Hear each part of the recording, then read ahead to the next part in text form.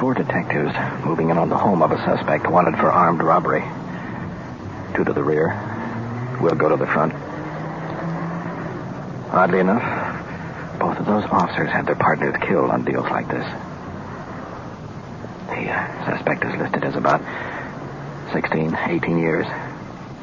But the victim was hurt in that last holdup. That's not kids' play. We're not taking any chances. The shade's up. Recognize the suspect from a mugshot. Sitting in a chair with his back to the door. Open, Kurt. Let's take him. Place officer, stand up. Right where you are. What? Never mind. Put your hands up. Want to shake him, Kurt? This is Don Reed, a police recorder. Put your hands up. You're on an armed robbery investigation with Detective Unit 5-6 on the night watch. Crew, Sergeant Ron Perkins. Partner, Sergeant Kurt Walter. Robbery detail. I'll record this as it happens. But where we go from here, your guess is as good as mine. But remember, the people you meet are not actors. This is it. This is real. This is Night Watch. Aren't you curious why we're picking you up? No. Want to get a coat for him, Walter? He may not be back for a while. All right, let's go.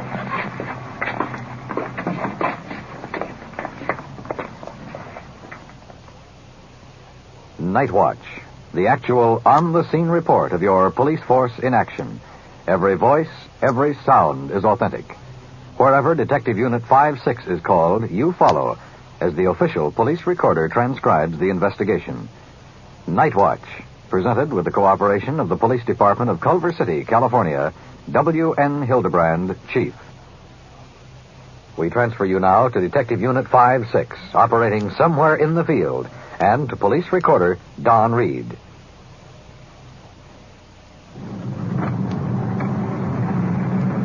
Well, at the moment, we're bouncing down an alley. We're going to flip around the block because we just spotted 2 juveniles coming out from behind a building on the boulevard. Both of them with their arms loaded down with something or other. Actually, we're en route to the station with a robbery suspect in custody in the back seat, but we couldn't pass up this situation that sort of aroused our suspicions. Now we're going around the corner. Or the hard way. Now we're okay. And there's our 2 young suspects. Young fellows there stepping out of the shadows, both with their arms full.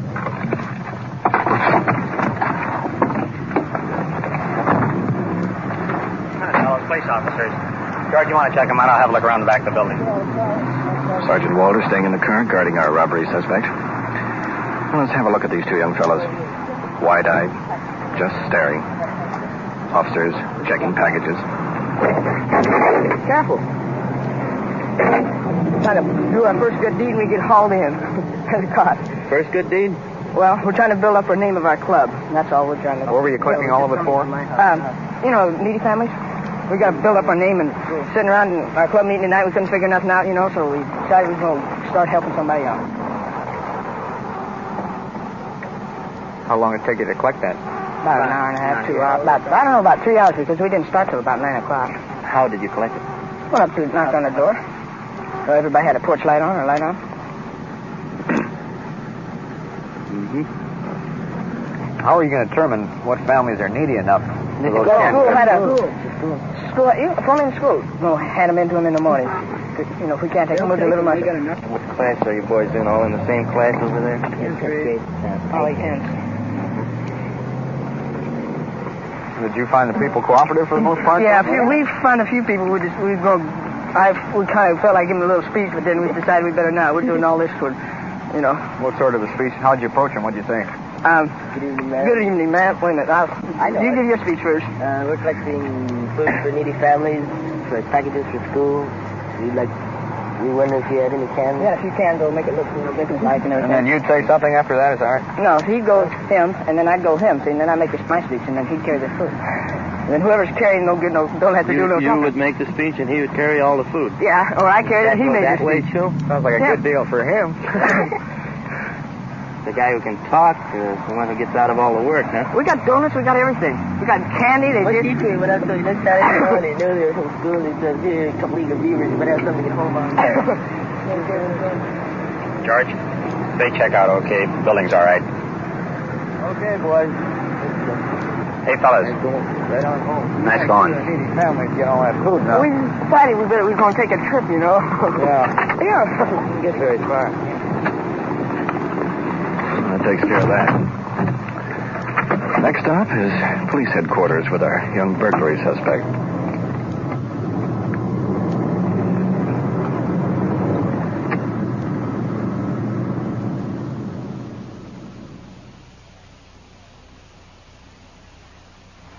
You're in the Detective Bureau.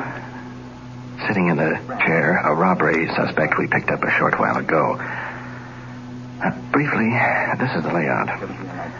Last night, 3 young men held up a liquor store, slugged the owner over the head with a bottle of whiskey, escaped.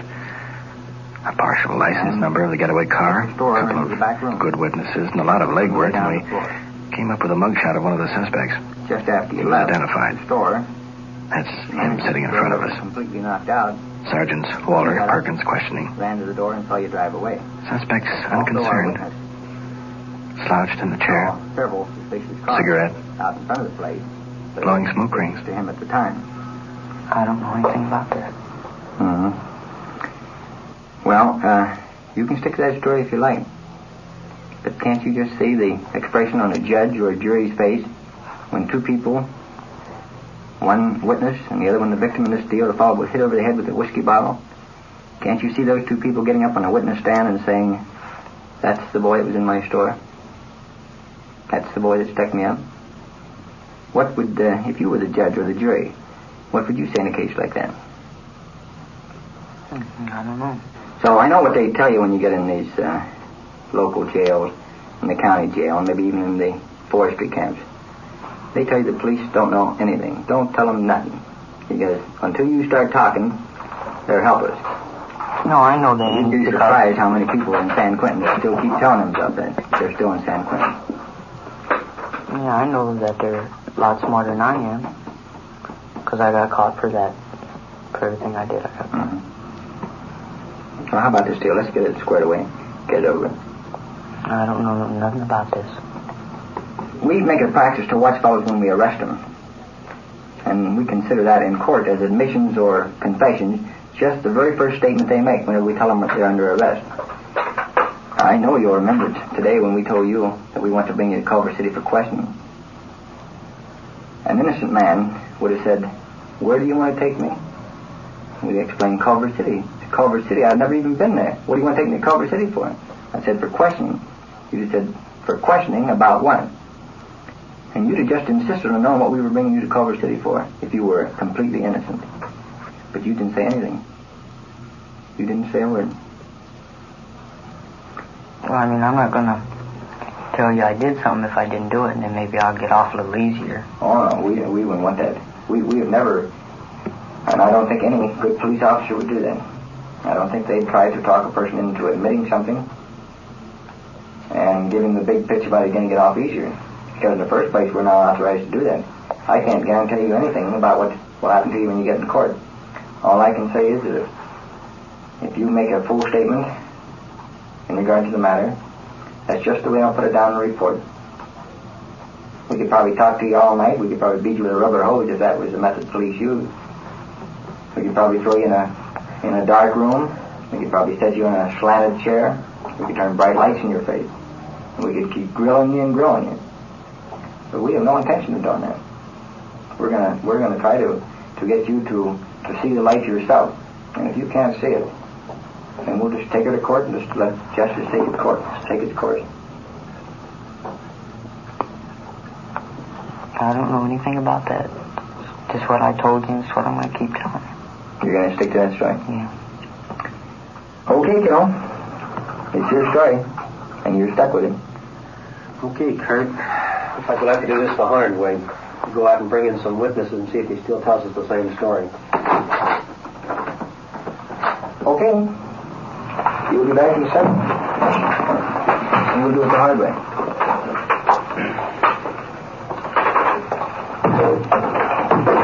Follow him right out.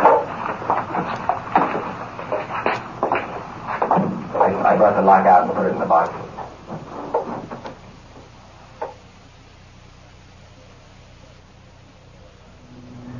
Your sitting in Detective Unit 5-6. Sergeants Perkins, Walter, picking up one of the witnesses of the robbery. Attempt to make another identification of the suspect. You want to wait in here? This is Don Reed, our police recorder. I'll be back in a few minutes. What happened on this deal last night? Well, I walked in the liquor store about 4 minutes to 2. And went back to the icebox and got myself some beer, and there was another customer in the store at the time. And I walked up there. I was waiting for the fellow to wait on me. But he was having trouble with the cash register, waiting on another customer. He was punching keys all over the place. And he said, well, the boss is out. He went out on delivery, and I'm his new delivery boy. He showed me how to operate the cash register, but I don't know how. The other fellow and I both wanted to get our beer and get out of there before 2 o'clock. And so he says, do you know how to operate the cash register? Well, I'd worked for this other liquor store, and so I knew how to operate it. So I said, surely, I'll clear it for you. So I went back there and cleared the cash register for him. And he had some keys stuck. In the meantime, he's sticking up the store. Yeah, and I didn't know it. He got my head blown off. So I showed him how to clear the cash register, and he made an overring on it, which the detective will tell you was 211. 211. Yeah. Which is penal code for armed robbery. Yeah, I cleared it, and I showed him how to make out the overring. I just explained to him how you made the overring. He said, all right. And so I just took my beer and went out. And you didn't know the place was getting stuck up? No, heck no, I didn't. You live dangerously. I do. Say that again. I'm lucky I didn't get shot, actually. No kidding. We'd like for you to pick out the suspect that you saw in the bar, and if you're positive that he is the man, just say in a loud voice, that's the man that waited on me in the liquor store. That's the man that was behind the cash register, got the keys stuck, and I went around and helped him. And don't say anything else. Now, if you're not positive it's the man, then don't say anything and just walk away. Well, let's get back to the station. See what happens.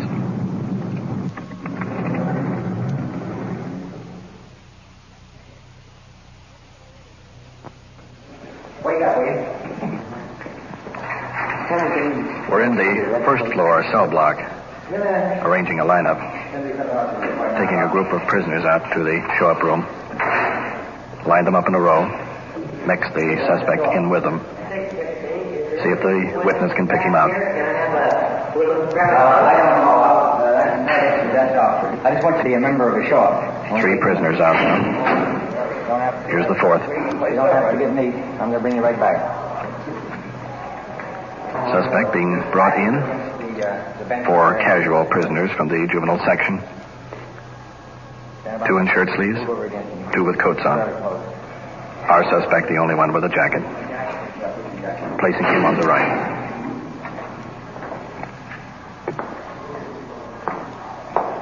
Walk right over alongside him.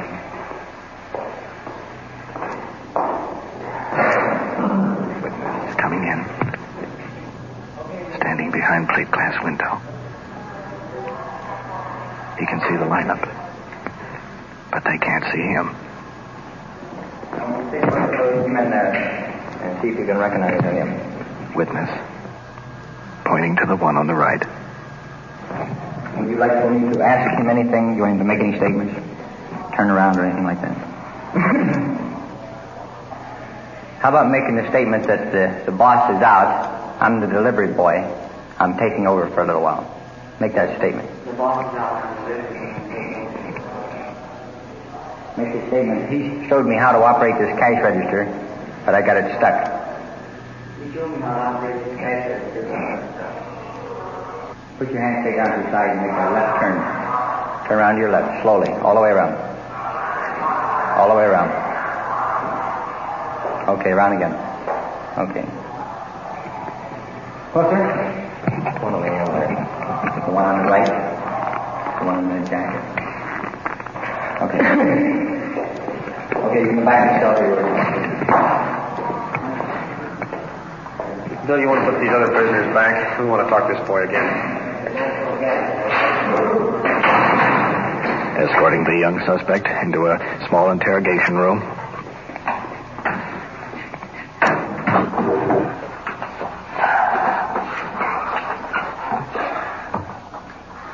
Well, fella, there's a second witness to identify you. You want to tell us about it now? Suspect still continues to shake his head. Smile. That gun you took, too, was hotter than a firecracker. If you didn't throw that gun away, eventually you'd get picked up with that.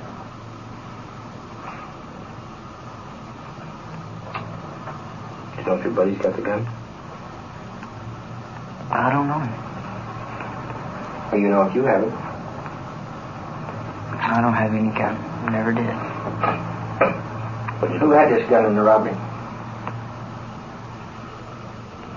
You guys ain't gonna bluff me into telling that by little things like that. Where's the We're not gun? trying to bluff you into town, and we already told you what we got. Well, We don't want to bluff you. We don't want to bluff you into nothing. well, if you got it, I mean, you can just put me back in my cell, but I'm not telling you anything. I don't know nothing about it. All right, Kurt. Let's abide by his request. Want to put him back, Bob? Young fellow glancing back. Same smile. We got plenty of time, fellas. This is what we get paid for. We'll be back.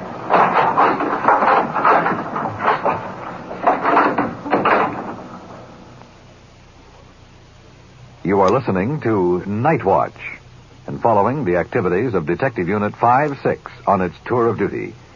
Remember, the people and sounds you are hearing are real, and the investigations are recorded in the field as they actually occur. America profits when you buy United States savings bonds. You profit too. Your government has working capital, and you have capital working for you, earning interest every day. Buy United States savings bonds regularly for your own security and America's. And now back to Night Watch as we return you to headquarters where an investigation is underway, and your official police recorder, Don Reed. Here's my gun, Jim. Here's the other one. Going into the cell block. Leaving all the weapons behind. Right now, We're in the juvenile section of the jail. It took us better than an hour to locate our next witness. We found him in a neighborhood theater. Now, this gentleman got a good look at the three suspects that robbed the liquor store. In fact, the suspect carrying the box of money and the gun ran right into him. Now, it's our belief that this is the same suspect that we're holding here in the cell. Sergeant Perkins instructing the witness. Breathing hard. Elderly. Very nervous. This is what I want you to do. There are 5 cells in here, each one holding a prisoner. I want you to just walk past the cells normally and look into each cell. And as you see the person, if you can recognize him, why, just don't say anything to him. Just turn around and walk right back. That's all you have to do. Just take it easy, okay? Okay.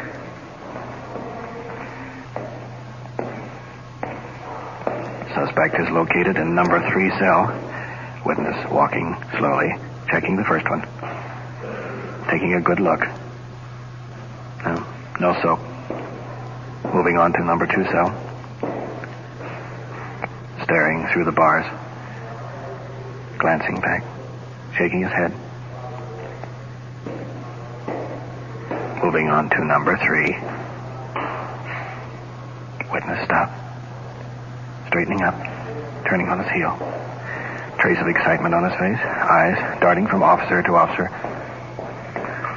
Well? That's the boy, I'm positive. Okay, well, thank you very much. We appreciate your cooperation. I'll have a radio car take you home. Bob, will you show him out, please?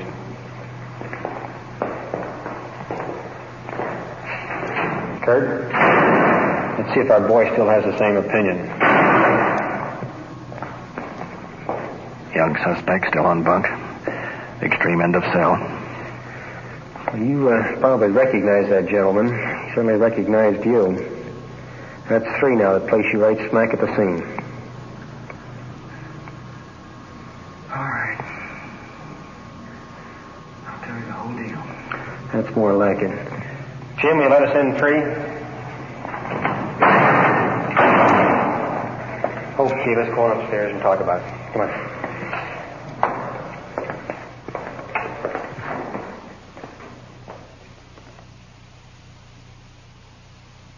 Son, how old are you? I'm 16. 16. You know that we have identified you and made you on this robbery at this liquor store.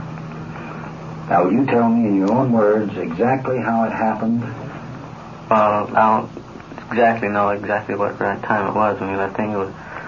And said that he had the place picked out perfectly for it, So we drove around, looking at all of them, and then he saw this one, Culver City here.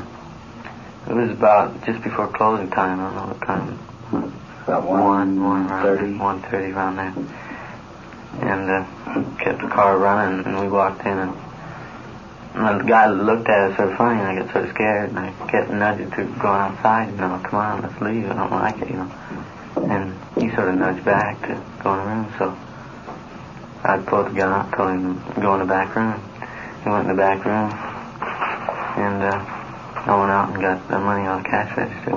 And he went in the back room, and then I heard a crash. And I didn't know what it was, and I just took off with the money out the front door. And I had laid the little gun under the counter when a customer come in. When I heard the crash, I forgot to get it, and just ran outside, and they came out. And I got I don't know what caliber it was. It was an automatic pistol. It was under the counter. They told me to get it if I saw a gun. And you got this gun, and when you took the money out of the cash register, son, do you know approximately how much money it was? Was it all in currency, or was it in silver and currency? Well, silver and currency. I see. Put it in a cigar box, but I could hold all the silver money, that much of it in my hand. I wouldn't say there would be $75 worth. Of silver or all together? All together. And all the money. When you heard this crash in the back room where your two partners were, did they tell you that they had hit the man over the head with something? When we got out in the car, yes. What did he say? I can't remember the exact words. Well, approximately. Well, approximately, I just said, what was all that commotion? And he said, just knocked him out or something like that. Did he say it hit him with a whiskey bottle or something? No, but when he said he knocked him out, I heard that crash. I just about knew what it was then. I see. This gun now that you used, what caliber gun was that? The one I had? Yes. It was a .22. Whose gun was that? That was my dad's. Was the gun loaded? At the time of the robbery? Yes. Yes, sir. When you pointed the gun at the man, what did you say to him in the liquor store? I said, this is stick-up, get in the back room. What did he say? He didn't say nothing. I guess said, all right, and he walked in the back room. Walked in the back room. Mm. And then what did you do after he walked in the back room? Did you stay in the back room with him? No, I told him to lay down on the floor, just like you guys had told me to tell him what to do. Yeah. And I went over to the cash register, and I couldn't get it open. He had to hit so many buttons in a certain one, I didn't know how to get it open, so two customers walked in then, and I overrang a certain amount, and then he came behind the counter and wrote down something on a piece of paper about overrang $1 something like that, and he opened it, showed me how to open it. The customer did? Yes. And did the customer leave? Yes. He walked out? I just sort of waved to him, and he drove off. Mm-hmm. And then you ran out of the store? Yes, I had the money and the gun in the box. And did they ever tell you anything about other robberies that they had committed? No, they didn't tell me anything like that. They never talked much about that, but I imagine they did, because they knew how to do it. Did you ever use any form of narcotics? Well, try it, but it gave me headaches, cough, and choke, and I didn't like it at all. Comes pretty high. Still comes pretty high.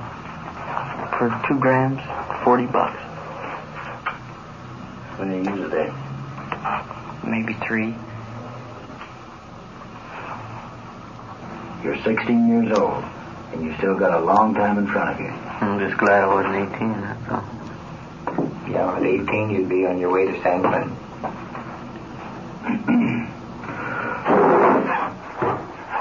Just one last question. Did you pull these stick-ups to get money to buy narcotics? Yeah. Okay, here you go.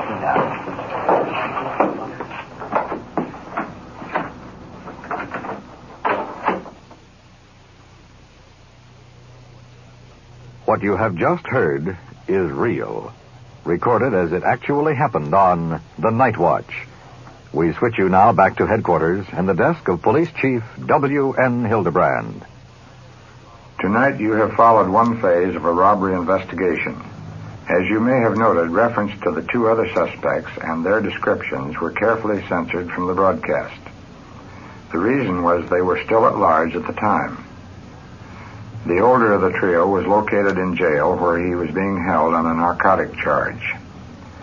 With the information supplied by the young suspect we heard tonight, the last of his accomplices was taken into custody. With the final arrest, 24 armed robberies were cleared throughout Southern California. For a moment, let's determine how the detectives were able to break this case. A witness obtained a partial license number, another gave an accurate description, still another remembered a tattoo mark. Without the assistance of the citizens involved, this young trio of bandits would possibly be committing still another robbery tonight, maybe even more victims injured. This is what your local law enforcement agency means when they say no department can be effective without the cooperation of the citizens. If tonight we have emphasized this point sufficiently, then we have a reason for Night Watch. Thank you, Chief Hildebrand. You have been following Detective Unit 5-6 on its tour of duty on the Night Watch. Every voice, every sound has been real. Night Watch is brought to you through the cooperation of the Police Department of Culver City, California, with technical advice by Sergeant Ron Perkins, and is described in the field by the official police recorder, Don Reed. Night Watch is produced by Sterling Tracy and Jim Hadlock.